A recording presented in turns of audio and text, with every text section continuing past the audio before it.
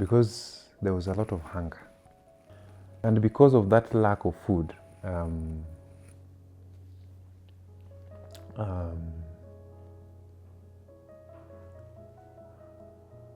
I got to be molested by an uncle. Okay, but you know what? Just get into my Simba. He had like a Simba there. He used to play music. He used to be these guys that would sometimes plait their hair, and he had a walking style like a girl. Maybe come to think about it, maybe he was gay, by the way, because even getting married also, it's like something that he didn't really want to do. He was forced into it. I didn't know it was molesting that time at all. I think that was the worst thing that happened during that period.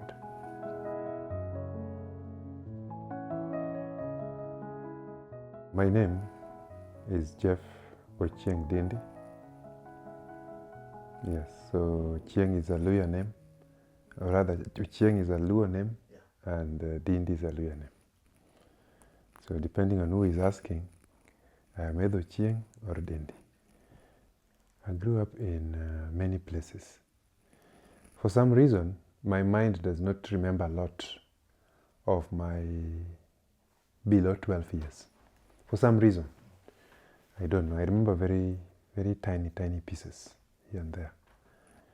There's a time that I think we stayed in, some people tell me that we stayed in Gomongo with my mom and dad. Then one that I remember a bit was in Kisumu.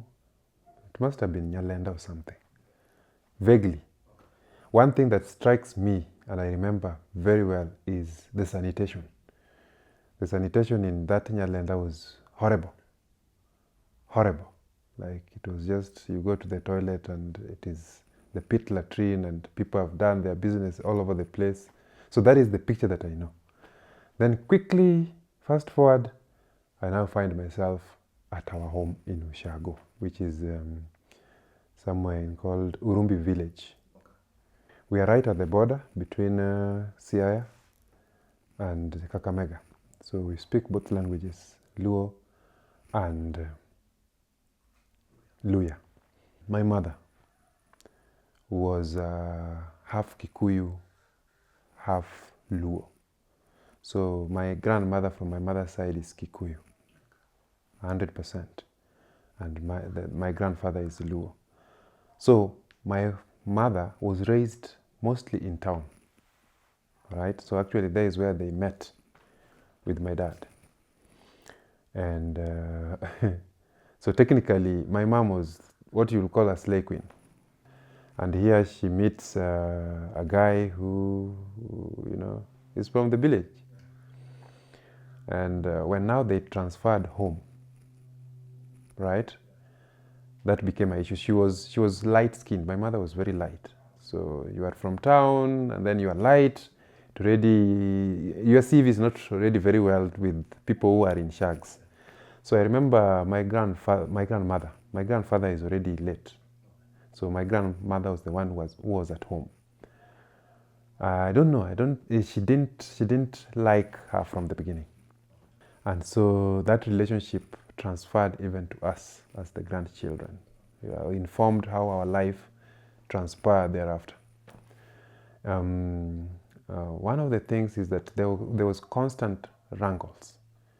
You know, she would just wake up one day and it's just noise.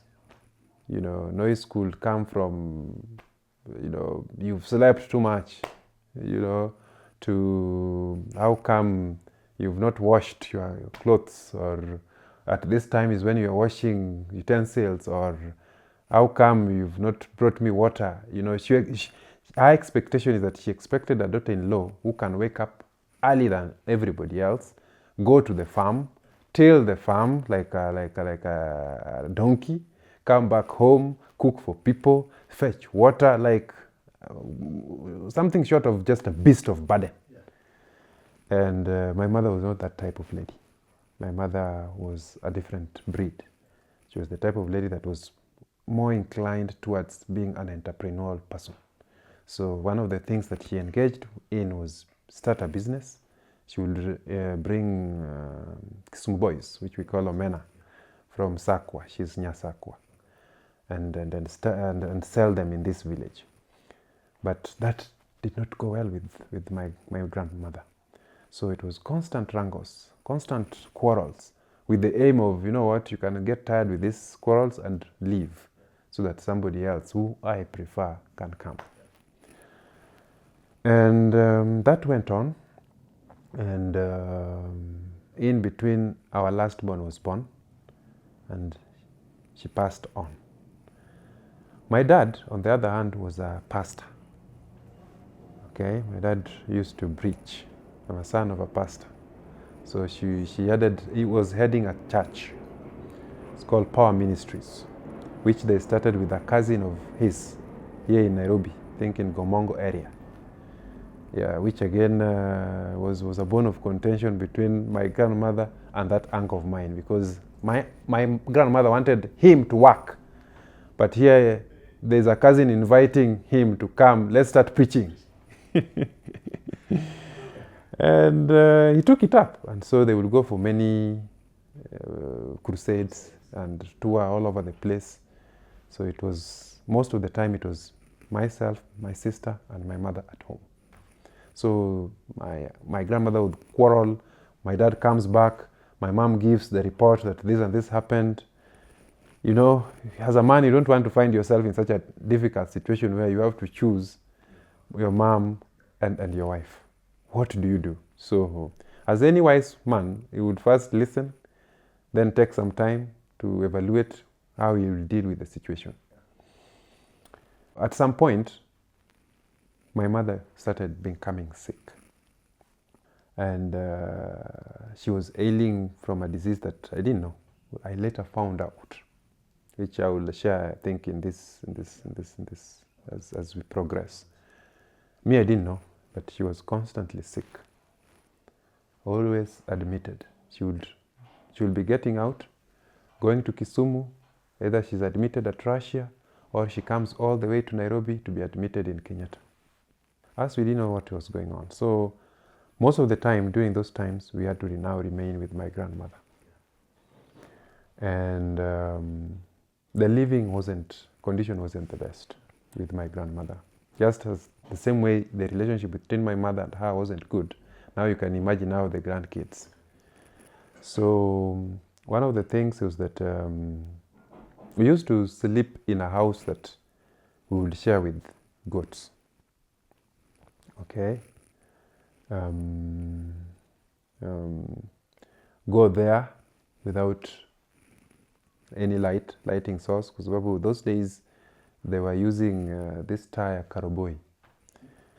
Paraffin was a scarce commodity, so once you guys eat, probably sometimes you even eat very early with the natural light, so that by bedtime you just sneak in. And in bed, it wasn't a bed, it wasn't a mattress, it was just clothes heaped into a corner. And meanwhile, my parents were sending her some stipend to be able to, take care of us better. We would wake up early in the morning to go to the farm first. We are kids. By the way, this story that I'm telling you is still below 12 years. So we'll wake up, go to the farm first, come back home. We don't have time, so we don't know kama time imefika. Then there's no adult. Actually, we were at an age where you are supposed to be taken care of by an adult, being guided. So you go to the farm, come back home in the morning, prepare to go to school. There's nothing to eat. You're from the farm. You rush to the school, you find that you are late. People are ready in the assembly. You find the teacher on duty at the gate with a big stick, kiboko. Okay? So you are caned very fast. You go to the assembly. You find that the teacher on duty there told people the previous day that you need to come with jembes. Because those schools, apparently, you come with jembes, you standard 4 will be the ones digging, you standard 1, you whatever. So you come you find you forgot. Again, those people who have not come with jembes, maybe you are told to come with jembes, you're told to come with firewood. Okay, so those people who do not have this side, another kiboko. Then you go to class, you realize, oh, the first lesson is maths. You did not carry the counting sticks. They call them in Luo Oleng. So maybe you were told previous day that, you know what, for counting, please, tomorrow, don't forget, come with the counting. Again, you've forgotten. Again, kiboko. So that already is a big obstacle, because it's creating a situation where home environment is not supporting the school environment. All right. So that was the first challenge that we encountered. A lot of labor, having to go back to school, and it was just a mess. I was practically raising myself. The reason why I'm saying raising, and probably somebody is asking, where is my sister by this time? My sister is there. We reported with her to school, where we are experiencing this, the both of us. My dad is on crusades, going crusade, touring the country. My mom is sickly, admitted. And now we have to remain with the grandmother. And this is now the situation that was happening. So in this homestead, we were living with my grandmother. There was an uncle of mine who had, I think, schizophrenia. Right now, we don't know even where he is. I think he just ran away from home. And then there was another uncle now, who was at that time probably, he could have been my age now, around in his 30s, late 20s. One thing that also used to happen at home is that food was very scarce. Okay, you ate maybe one meal a day, or ikienda sana 2 meals a day, or a meal and some snack that you are the ones who look for that snack. Maybe mapera there, popo there, because home there's always something that you can bite on. You can get sugar cane. And because of that lack of food,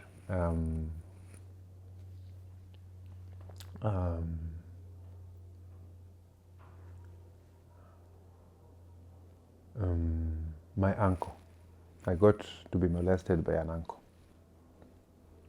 one of those uncles. And how it happened was that because there was a lot of hunger, which this is something that also parents should actually watch a lot, because there was also a lot of hunger. That is what he used to lure me. Okay, but you know what, just get into my Simba, yada ka Simba there. He used to play music. He used to be these guys that would sometimes chielo their hair, like plait their hair, and he had a walking style like a girl. Maybe come to think about it, maybe he was gay, by the way. Those days, that subject maybe just a subject that people were not ready to have. Come to look at, because even getting married also, it's like something that he didn't really want to do. He was forced into it. And so he lured me with food and molested me. I didn't know it was molesting that time at all. But later on came to realize that, this was being molested. He didn't threaten me, but he just forced himself. He did something that I was like, what is this happening? I didn't know what was happening. So I think that was the worst thing that happened during that period. One of the most significant things that happened, apart from being molested as a child by an uncle, was our house got burnt. And how it happened was that by that time, just slowly back, by that time my younger sister had been taken by my mother's side. I think they sat somewhere and said, with our sister constantly sick, and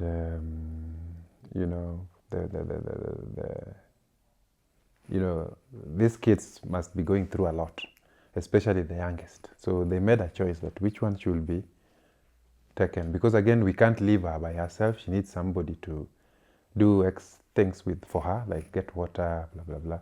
So they took my younger sister. A decision was reached that, let her be the one. So she went to live with my mother's side in Nairobi.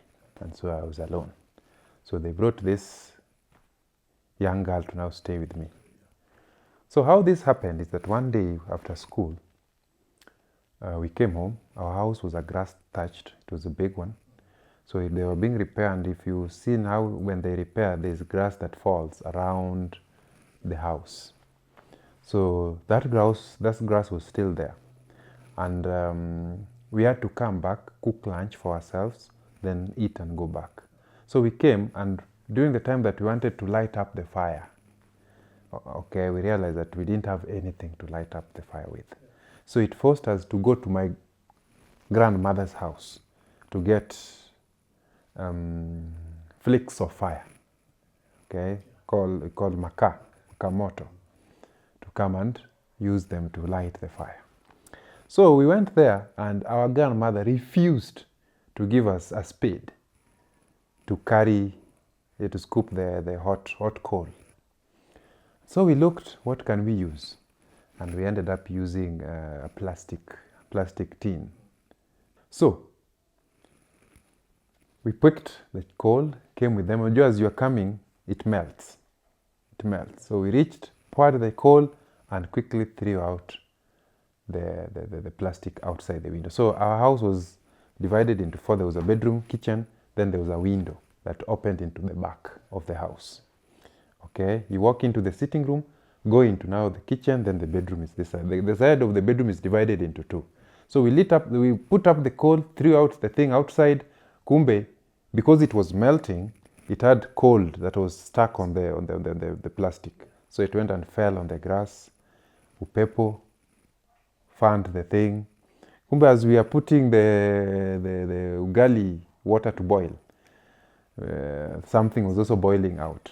Okay, so it found it, started lighting up, and it caught the bathroom. The bathroom that we had was a makeshift bathroom of sticks, and then they put banana leaves, dried banana leaves, are the ones that were used to cover the sides.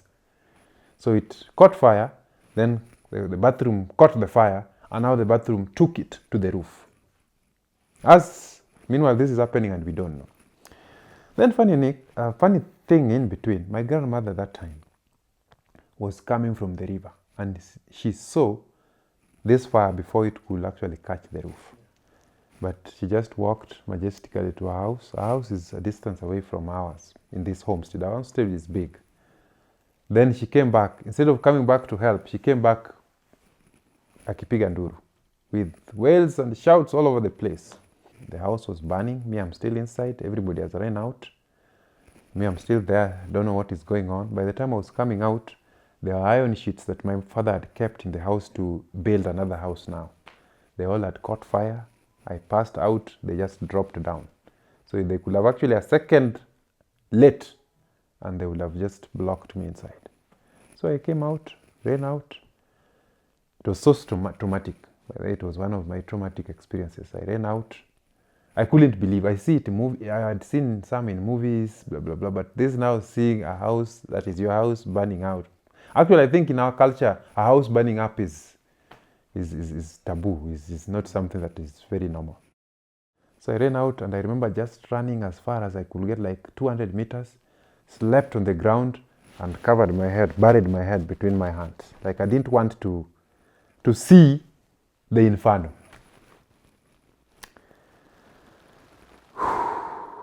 And at that time, my mother had gotten out of the ward, and she had gone to attend a burial of her brother, her eldest brother. Then while she was there, she got the news that her house has also burnt down. And so she came, saw what has happened, and that is one of the things that also now led to us leaving home to go and rent another house. So there is another part now of my life.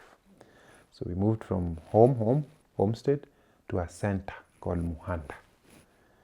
And we went and rented now more or less like a bed sitter to start now living there, me, my mother, and my father. The second reason also was because they wanted my father to be close to a church that he was pastoring. So we moved to there, and I changed school. Went to my third school that now is Muhanda Primary School. In Muhanda Primary School now things start stabilizing a bit. I'm stabilizing in school now. I'm even starting to perform better in school now. I remember having a very good science teacher. was called Mr. Diambo.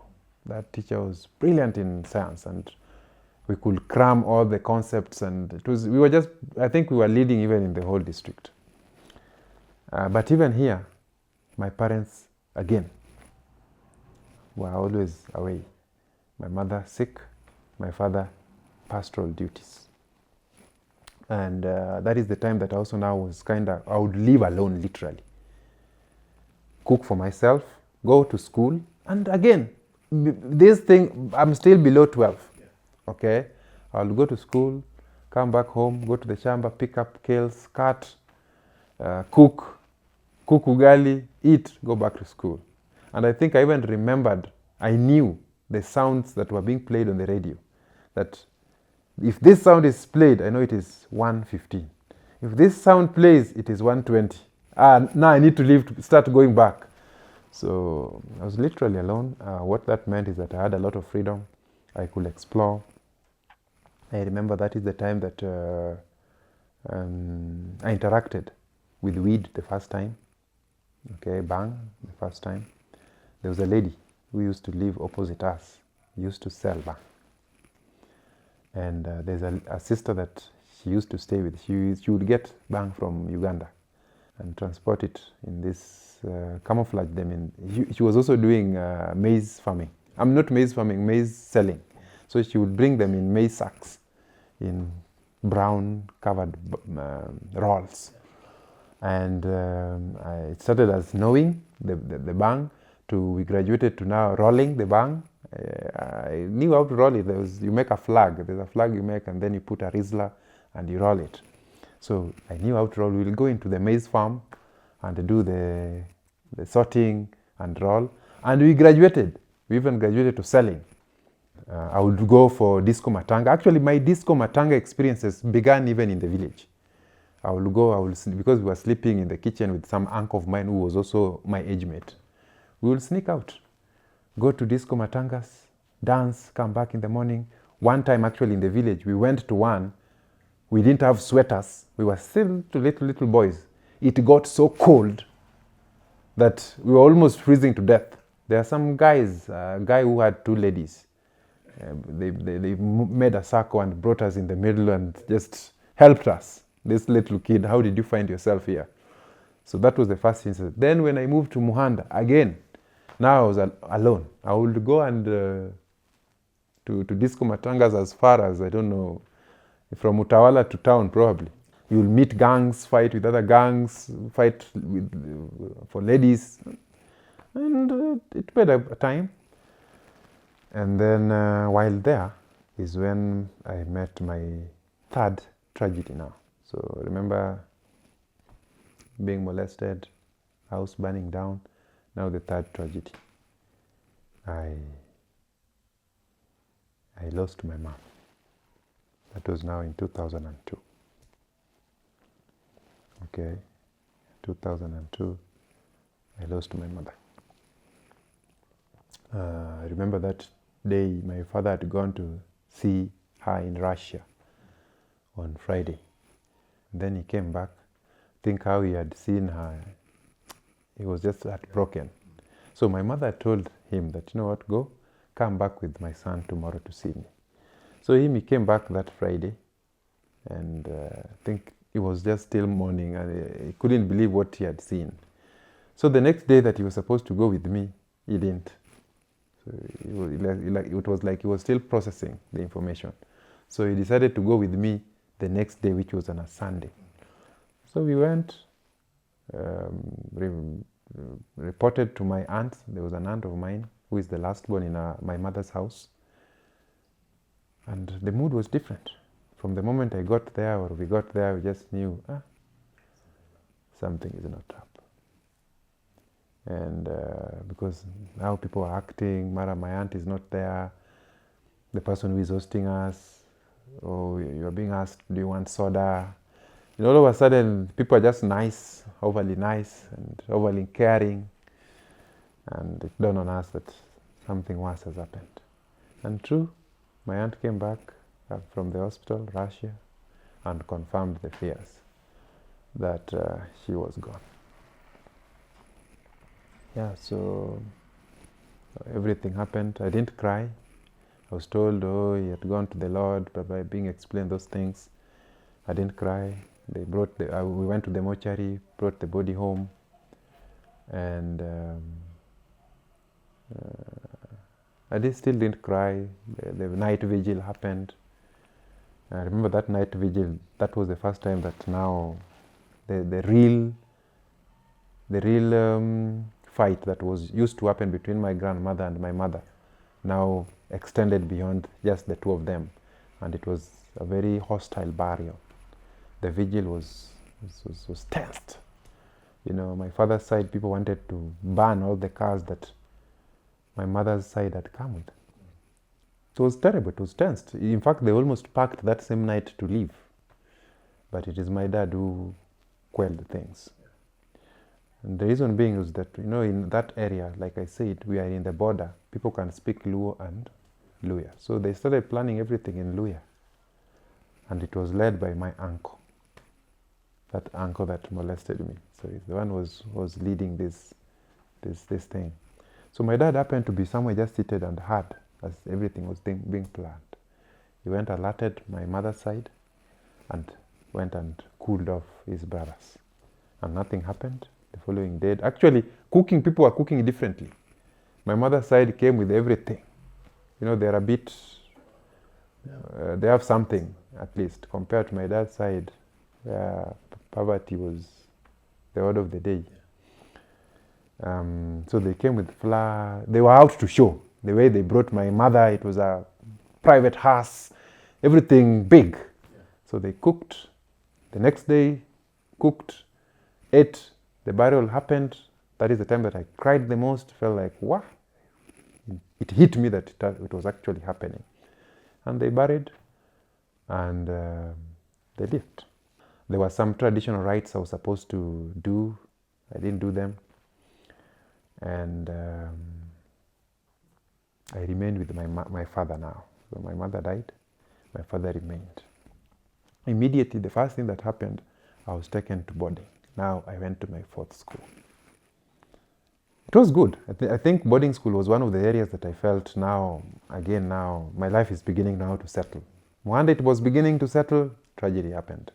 Now I came to boarding as Nairobi kids were crying and be like, hey, we've been brought to jail. Me, I was like, here is all fun, man. We can eat 3 meals a day. I have my own freedom, which I'm used to. By that time, I was already cooking alone, living alone. So it wasn't a big deal. So life kicked on well. What happened was that from primary, Muhanda, I was supposed to go to class 6 in Ndere Boys. Now the fourth school was Ndere Boys boarding. It is somewhere in Siaya. They gave me an interview of class 5. So instead of giving me an interview for class 6. So I passed and I had to repeat class 5, which was okay. But just as I was settling in this class 5, guess what? My dad passed on. So even him, after my mom, he started ailing silently. I had never seen him ail, really. I can't say.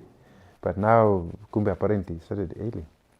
And one day, I saw my uncle. In this boarding school, he visited me just once. After that, one day I just saw my uncle come, and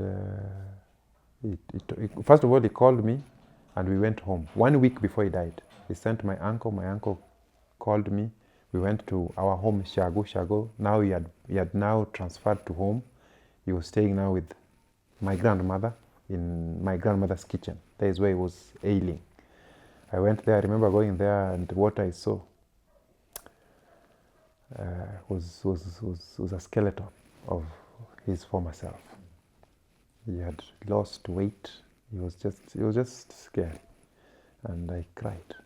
And he even asked me, "Why are you crying?" You know, sometimes people try to be strong, and I couldn't explain. So I remember he prayed for me that day. I came on Saturday or Friday. Saturday, Sunday, I was now supposed to come back to school so that I report to school on Monday. He prayed for me.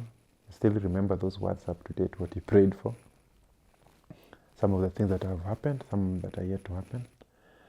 1 week later, I see my uncle coming, and I just knew that that guy has not made it. Meanwhile, he had promised me that, you know what, after this, your grandmother is going to sell the cow, I'm going to be taken to the hospital, and I'm going to be good. In fact, I have a job in Nairobi. We are all going to transfer to Nairobi and stay there.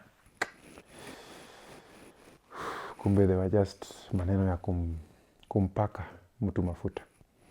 So he passed on. I came back home. By this time, I think I had been immune now to death, because having just buried my mother the previous year. This was 2002, now 2003, he also went. And I came back, and my uncle brought me, nikapelekwa kwa nyumba, and I was shown ako hapo ndani. I went to the bed where he was laid, just laid there, sleeping like a normal person. Looked at him for a while, came back outside. Nobody to console me, nobody to talk to me about the death. Until the burial date, I didn't cry. Till he was buried, and that went like that. After that, now it was a question of now who remains with me? Do I remain in Ocha? Where do I go? And that is normally the question once you lose both of your parents. So apparently my dad had written what we would call, modern people would call a will. So, but him, it was a letter. And this letter was addressed to my aunt, who now took me in. Right? So the letter was saying that in case of my death, or if I die, please, I want you to take care of my son, so and so. And probably did it very intentionally, because maybe he had seen the environment that he was in, just so that probably I had the best shot at life with my aunt. And true, that is what happened. Once he died, once he was buried, we left with my auntie. And I began my next